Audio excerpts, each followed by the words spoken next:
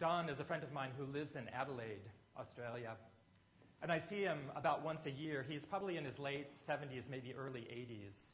And he has Parkinson's and has known this for a number of years. And as I go back to Australia, as I do in January, I get to see him and I get to check in to see how he's doing. And I always kind of wonder, will Don and Estelle show up at the event in Adelaide, or will he not be able to? But he was there this summer, their summer. And we sat and talked for a bit, and I said, how are you doing? And he said, well, I'm having trouble having hope. And I realized in that moment, with the unsureness of his future, the uncertainty about what was going to happen with his health, which you could tell was continuing to fail, although thankfully not as dramatically as one might expect, that his approach or understanding of the future was clouded by this uncertainty. And I realized in that moment that hope is a thing about the future. It requires the future in order to have it. It's a thing that happens. It's a kind of a strategy during periods of waiting between when we know we want something or something might happen and when it actually does. So it's like taking care of that period of time of anticipation when we're not really sure what might happen, but we're trying to figure out how to cope with that. And hope can be a powerful strategy during these times. It's not so much about the outcome. When you have an outcome, then you move into a completely different territory that doesn't necessarily have to do with hope. And there's really no assurance about an outcome, is there? Just because we have hope doesn't mean that we can control what happens. So once we've reached the end of that arc, that end of that time of anticipation, we move into a different kind of calculus, a different kind of way of understanding the particular moment. We may wonder, depending on how things go, whether we should have hoped or not, or we may celebrate the fact that we did. But the truth of the matter is that hope really is just about that period of waiting. How are we going to wait? The alternative, I think, is cynicism and despair. And I don't think that those are very effective strategies for living.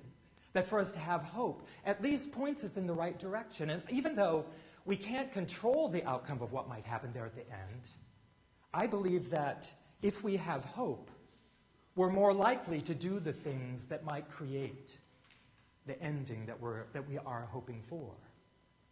If we have no hope, if we're in that period of time when we're waiting for something to happen, we don't know exactly what's going to happen, and we don't practice the sense of possibility, the sense that good can come out of that, then it seems to me that we're slightly less likely to achieve that result.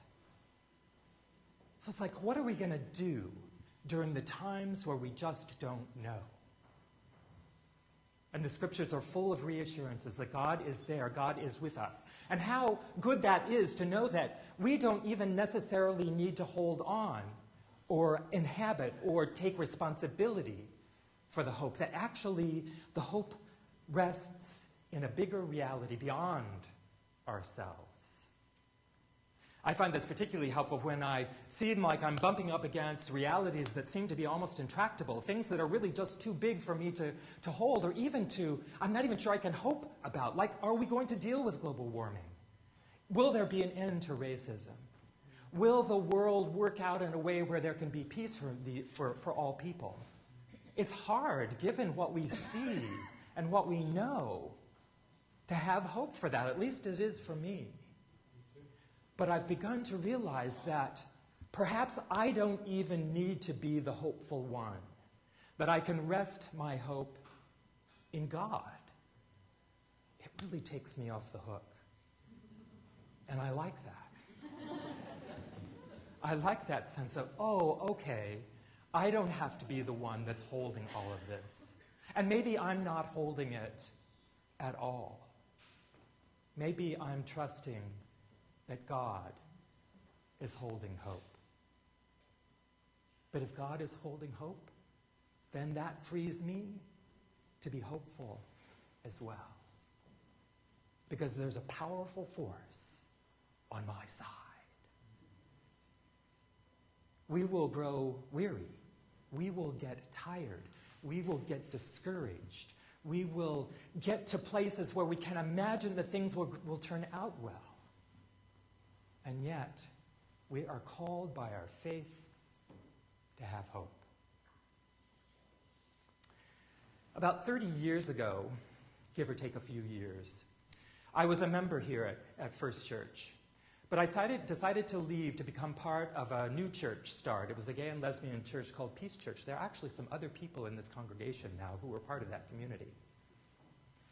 After about 7 or 8 years, the church kind of did one of those church exploding sort of things. I think in some ways it may have come to the end of its particular usefulness, but regardless, it did end. During that time, I had kept my associate membership at this church. I had kind of stayed in touch. But when Peace Church ended, I didn't decide immediately, okay, I'm going back to First Church. It wasn't the first thing, really, that came to my mind, although I knew that I needed to find a spiritual community, and I knew that that was probably going to be a UCC church. But I started to kind of pay attention to what was happening at First Church. And I saw some things that I took as signs of hope that drew me back, actually. One of them was that the church was beginning a study on sexuality in preparation for considering questions of open and affirming, becoming an open and affirming church. I thought, well, that's a hopeful sign. And I did start coming back. This was during the interim period when David Samuels was the minister here. And during that period of time, I attended a men's meeting, a group of men who were gathering, or had been gathering. I hadn't been part of the group, but I did attend. And in the very beginning, we just shared around the circle, and I was frankly amazed at the level and the depth of the sharing among those men. I was probably the only gay man in the group that I know of, but I was impressed at the openness and the honesty in that group of men, many of whom I had known when I was there before. That was a sign of hope. And then I started to get these little messages. A little bird was telling me, you know, Patricia de Jong is in the pool of candidates for the senior minister at First Congregational Church of Berkeley. Now, Pat and I have known each other since about 1978. We've been collaborators and friends for a long time. I stayed in touch with her while she was in New York and in Iowa. And the church within a search, I knew her name was in the pile because I had put it in there.